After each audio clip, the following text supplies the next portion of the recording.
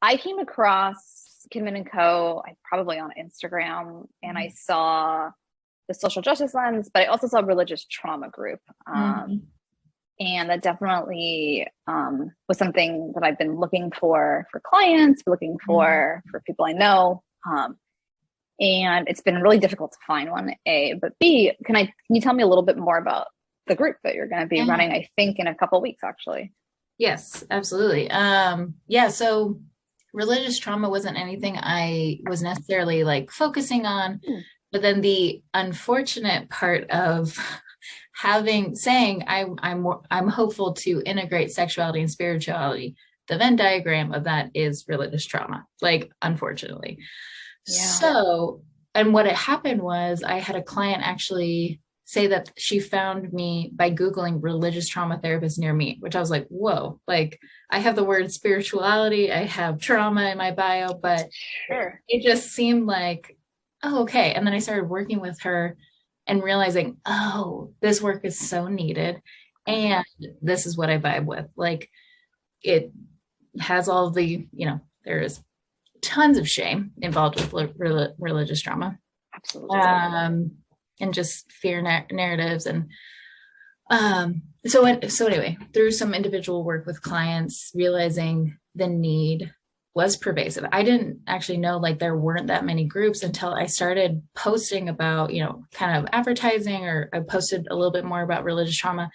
And the feedback I got was like insane. Like, so many people have been touched by this, which I shouldn't be surprised, and yet I am. Like, I grew up conservative Christian, and so sometimes that feeling of no one else really knows my experience unless they also like walked in a similar way to me.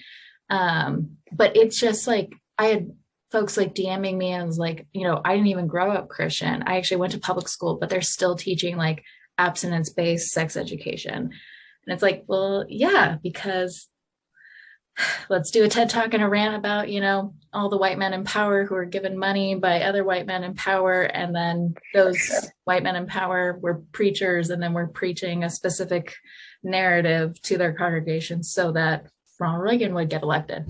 So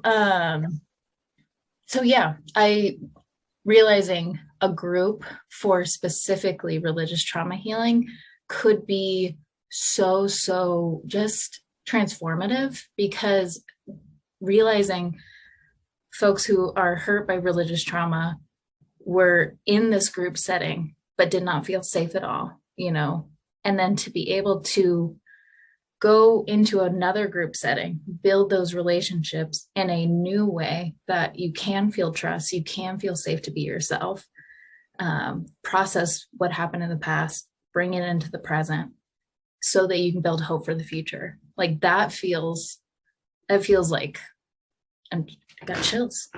Yeah, for sure. It's interesting too, because it sounds like your initial take or interest in being a clinician wasn't about religious trauma at all. Which makes total sense with sex and shame and connection. But it's so interesting to think that it sounds like people found you, and then you kind of found yourself within that.